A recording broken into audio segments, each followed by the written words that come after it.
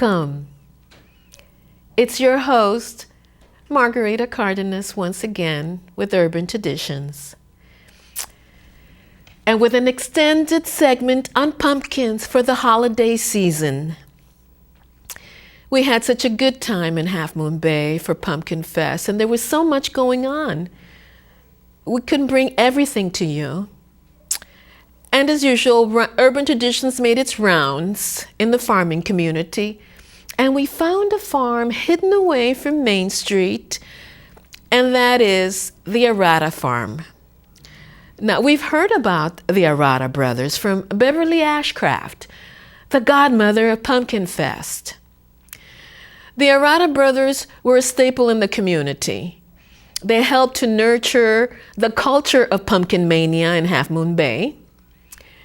And Christopher Koulanakis and his wife run the farm now, and they have a different approach to educate new generations on pumpkins and just farming in general. Let's go to our tape. About 25 years ago, the John and Clarence Arata requested our presence, I guess, to come over and take over the farm as they were getting older, and it was getting to be a little bit of a burden for them. And so since then we started to farm and introduced a whole bunch of other activities, I guess, at the same time to the Arata pumpkin farm. Arata, as kids, I guess, their father, they used to have a hog ranch right on this particular parcel. And as legend has it, in other words, that one day they were crossing the highway with a cart, a couple horses, loaded full of pumpkins. Pumpkins back then used to be a hog feed. Just, I guess it's a natural dewormer for hogs, pumpkins are, and it's a supplement to their feed. So therefore, a couple of, I guess, folks from over the hill, back in the 30s, early 30s I should say, stopped them and they purchased a couple pumpkins from them. And since then, they came back and they told the old man, he says, old John Arata Sr., that we were able to go ahead and sell these pumpkins, and they made, I think, 50 cents. So the old man sent them back on the corner of the highway, and therefore they they stayed there all day. They made, I think, $2, $2.50, or $2.75. I don't remember back then exactly what it was. So therefore, that's how the pumpkin craze in Half Moon Bay got started. Yeah, they spent the rest of the, I guess, the next few weeks there, and from there on after, that became every year, a yearly event. Always here, I guess, it started generating its own tradition, and it has carried on to these years now. I mean, people have been coming here to where before the highway in the 50s was built. They remember the highway being in the back of the property instead of in the front, as it is right now. And I've been told these stories from several people that have been coming to the farm. Several folks that have been coming and they have made it a family tradition. Now they're not only there, it's a third generation. So not only their kids, but their grandkids are bringing their young ones to the Arata pumpkin farm. Oh, wow. Let me explain what happened, I guess. Years back, we've been here for 22 seasons. In the beginning, we just maintained it as just a pumpkin farm, an old sleepy pumpkin farm way out here, away from town.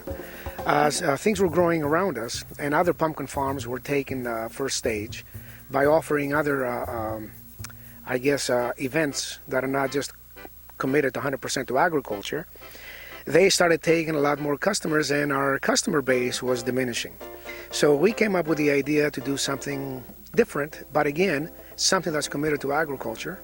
And as you can tell, everything around you here that you've taken pictures of has been made from hay bales, straw bales, corn stalks, gum trees or eucalyptus trees. So we've always kept an open mind by having this place looking natural instead of plastic jumpers and I guess other things that other people do. We have our own tradition. This has been, and again, this is a subject that can take quite a long time. I'm Greek, as you well know. My father was from the island of Crete, the town of Knossos, where the labyrinth was first originated, the first labyrinth known to mankind. And that used to house the Minotaur, to where it used to, the Athenians back then, under siege from the Minoans, give you a little bit of a background, a little history here, about way back when, 2,300 years ago, plus, they used to pay tribute to the Minoans by offering 12 youths, 6 virgins and 6 maidens.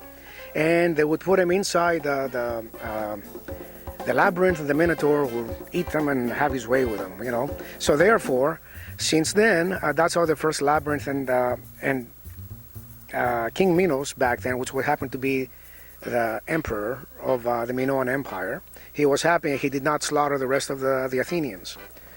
Now, our Minotaur here that happens to be in the labyrinth, that's what we've based everything on.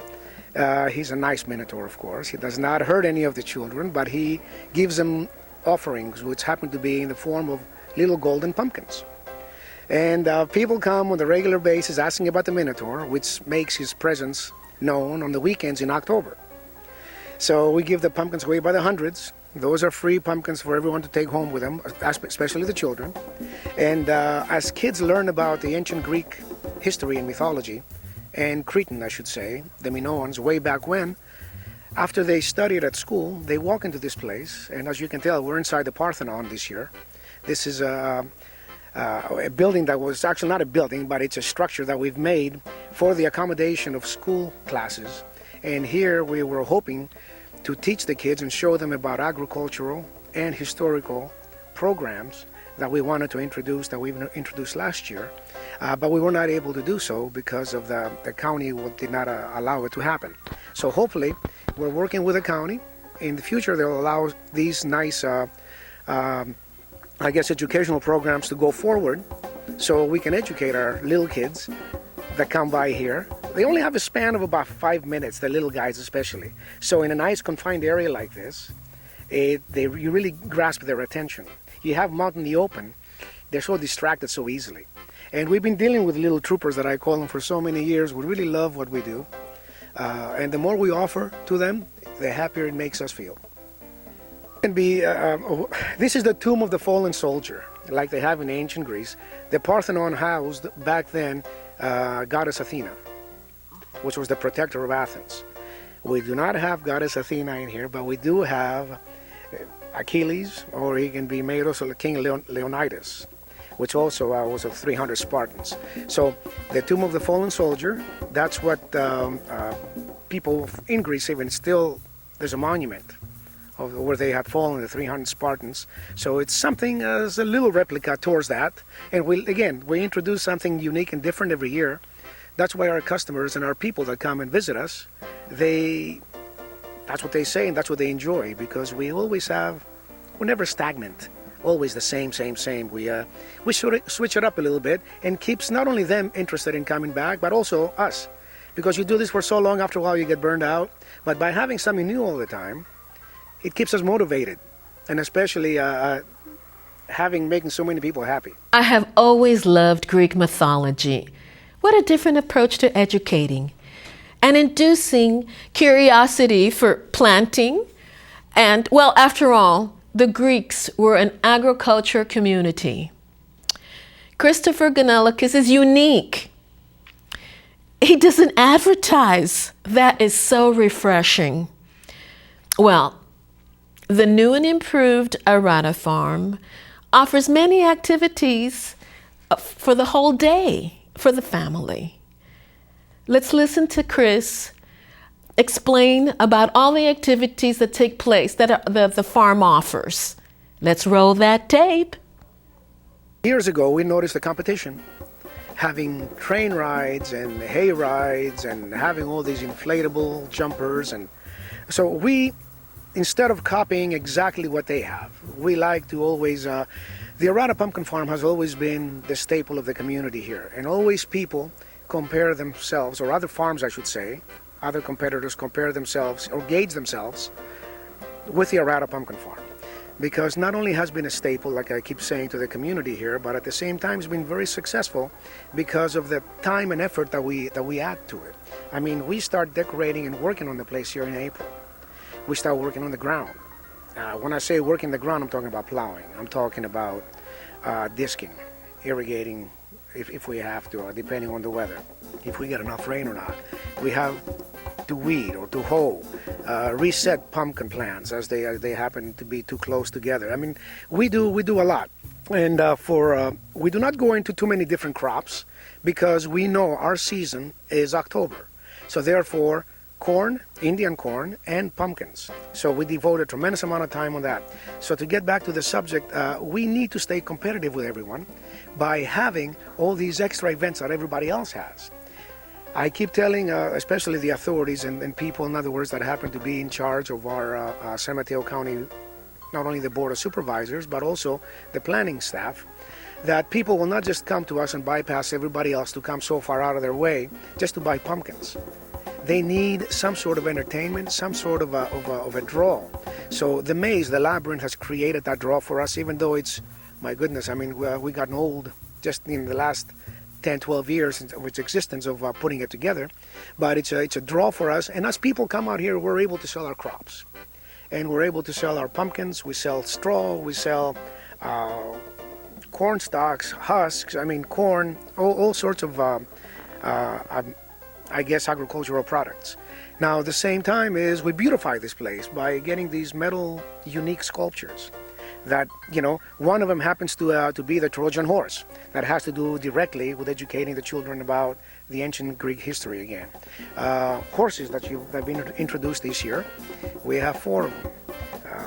2 in front of the Parthenon and 2 in front of the gates as you first come in. King Kong, which has been a staple. A lot of people have seen King Kong. King Kong was purchased years ago from when the movie came out. King Kong, we followed that trend, and it was so popular they spent millions of dollars advertising about the King Kong movie. Therefore, we purchased them, and he had tremendous success by being in front of the property. And people say, oh, look, what is that place? And next thing you know, they're coming in, we're talking to them, and they end up buying pumpkins, or perhaps we have a couple sales of corn, Indian corn and so forth. Meanwhile, again, the train we have a little tram that came from the San Francisco Zoo, which is called, and now it's our train. We have a hayride on a Caterpillar tractor. We have the petting zoo, of course, with a bunch of different little animals in there for kids to go ahead and enjoy. We have a haunted barn. Everybody has haunted houses. We decided to go with a haunted barn. And it's quite creepy in there, just as it is, especially in the darkness. We have, of course, the labyrinth, the maze, and the pony rides. So, and a huge playground for kids. Actually, 2 playgrounds. One is that they can enjoy on their own. The other's got a little jumper in there that little kids now like a lot. So we were always against plastic. Actually, not we. We've always followed John and Clarence's Arata's requests. And one of them was not to get to the point that you become so, I guess, commercial by having all these plastic inflatables. And so we've always tried to do everything here with what Mother Nature offers us. And in this case, one year we had an abundance of straw, so we came up with the idea of a labyrinth. And my goodness, I mean, the people reacted to it, so we kept it going every year after that. Made it a little bit bigger, a little bit more intricate. It's got moving walls in there. You come to a dead end, you push a wall, and all of a sudden you get a clear path. But as you're doing that, you just closed somebody else's path on the other side. So it changes the whole dimension of the maze or the labyrinth. So we've gotten quite good at what we do. Knock on wood, everything has been going wonderfully. We haven't had any issues, any problems with anybody getting hurt. And the farm just seems like it's growing by leaps and bounds. And we never advertise. It's always word of mouth. So as one person tells another of the uniqueness of this particular place, our business is able to flourish. Exactly what it is. We've tried Christmas trees in the past, just one year. And it just wasn't. We sold trees, we made some money, but we cannot be who we really are in Christmas time because it does not allow us enough time to transition from pumpkins to trees. So therefore, we're already worn out. I mean, just think of it from, like I say, we start April, May, June, July, August, and September just to prepare. In October, we sell. And again, you got November and December, we have to put everything away because the straw cannot absorb all the moisture we get here, all the precipitation, I guess, with the rains. So therefore, for a lot of people think, well, what do you do with the rest of the year? Well, actually, it's a whole year's worth of work that we do as it is, just to be able to sell in October. And that's what we have, I think, we're above the competition because we invest a lot more time than they do. And you just don't open your doors and just let people come in and say, okay, and sell them pumpkins. That doesn't work. You have to give something back to the people. And Arata Farm has always been about giving. And even nonprofits, schools that cannot come out, other agencies that need help as far as donating pumpkins and such. We do that quite often, especially October is our month. We have quite a few schools that do come out as classes, and could be 40, 80, 120 children. We've gotten pretty good into breaking them up in small little groups. And as one group does the hayride, the other group can do the petting zoo, the other group can do the playland. And they alternate. So school groups, church groups, youth camps, just even neighborhoods come out here. And we can accommodate them all because we have enough people at hand, and all the time we ask for chaperones to come with the children. What that does is it makes, each chaperone's got 4 or 5 little kids that he's taking care of, and it goes very, very smooth. Birthday parties is another event. Now, here's something that I like to add. Lots of families used to come out here in the evening time. It's something that the county and the Board of Supervisors is trying to get a hold of, because I think they do not understand why families want to come out here in the evenings. I can give them several reasons, and maybe by talking in your television show it can help a little bit. It gets Highway 92 gets saturated with traffic in in October mainly. Not only pumpkin people that come out, but pumpkin guests to buy pumpkins and go to each Limos, Pastorinos, us, Farmer John's, and the rest of them. But also you got the beachgoers at the same time. So you get a tremendous amount of activity on that particular road all at one time. So a lot of our customers have requested us to be open later, and we were able to help them out to be open until I want to say 9 or 10 o'clock in the evening. So us people were leaving about 3, 4 o'clock. The majority of the people are leaving. Our patrons at that time were coming in. Therefore, they missed the traffic. And then when they head back, there's no traffic at all. Now, something else also is a lot of people have work, have jobs on the weekends in the daytime. They have to sustain their family. Therefore, they cannot come in the daytime. So they requested again for us to be open. We always listen to our customer base requests. And they were able to come out in the evenings, and my God, it could be a couple hundred people here, and it's tremendous at night. It's a different dimension. You can see 3 different generations. You can see grandparents, parents, and children.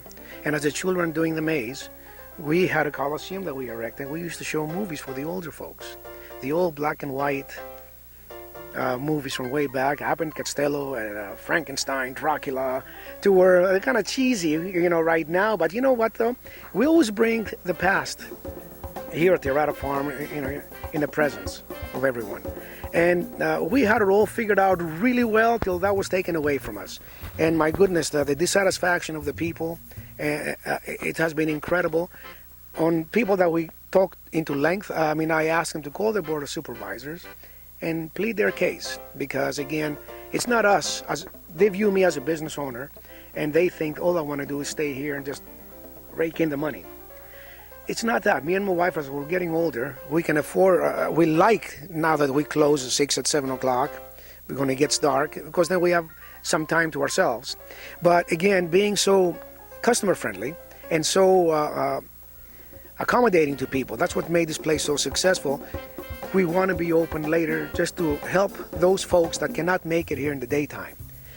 And here's something else. Some of the locals really got angry because they used to come in the evening when not too many people knew about it. And now they're forced to come here along with everyone on the weekends when it gets pretty busy.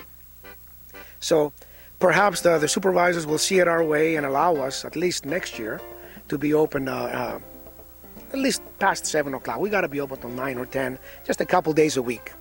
And it's, like I say, it's good for the whole, and it's only 6, 8 days out of the year, which isn't much.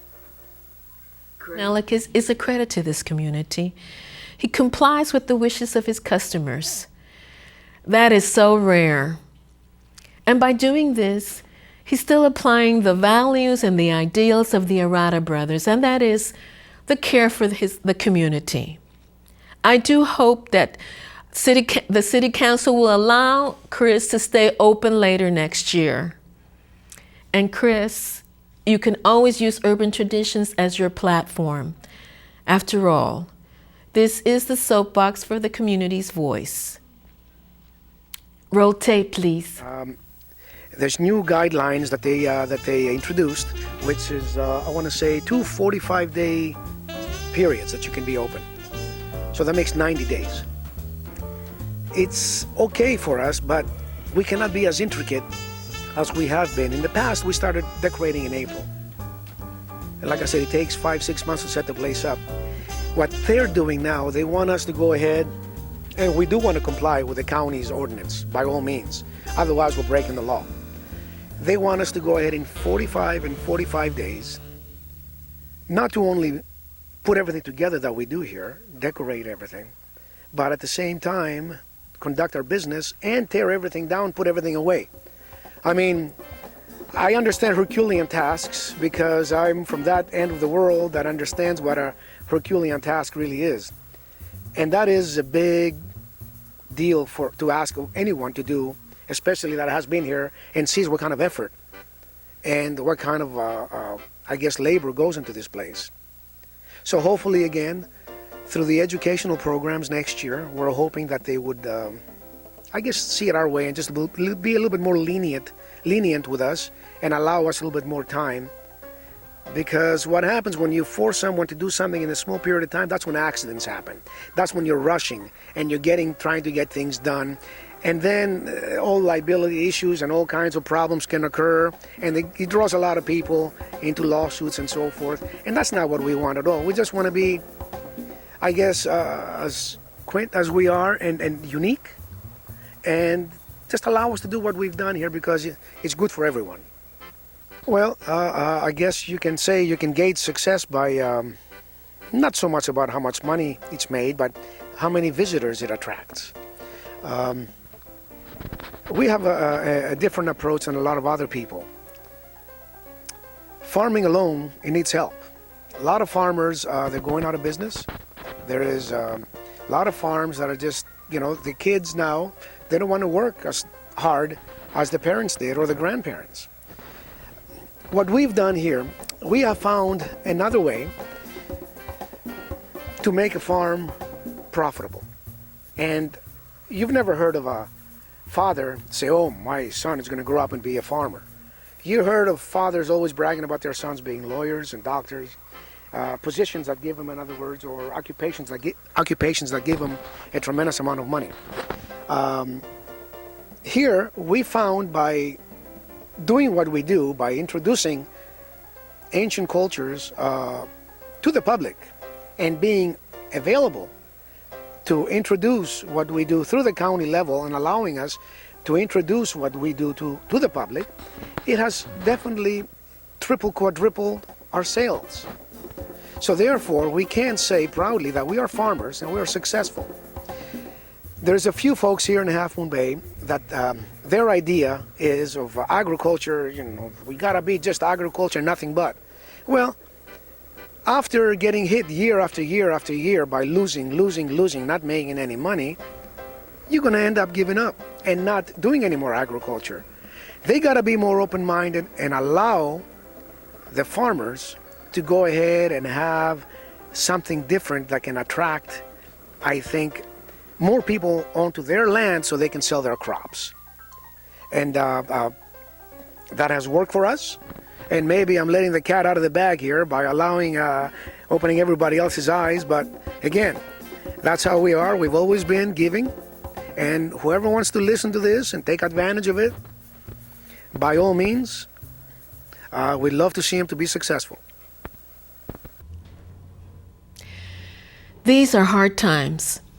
People are coerced into administering chemicals into the environment, the livestock, and the sophisticated ecosystem that we all inhabit, all for a steady income. I don't think we have to bend. There are so many ways to be creative. I do hope that some people take heed to Chris's advice and personalize it into their own situations. The new and improved Arata farm brings multi-generations together. Since when have you heard that venues in present times do this? It's unheard of. I hope that you go and visit the Arata Farm. It's off Capistrano Road in Palo Verde in Half Moon Bay. Visit aratapumpkinfarm.com. Plan your next event there. Well, that's all the time we have. Visit us on Facebook. Send us questions. Yes, I know we didn't have that segment this time, but next time. Go to YouTube. We have any episode that you've missed there. We are on the last Tuesday of every month. It's at 6:30 p.m. is all the new episodes. And there are recurring episodes on all the other Tuesdays at 6:30 p.m. Hey, above all, happy gardening, everyone.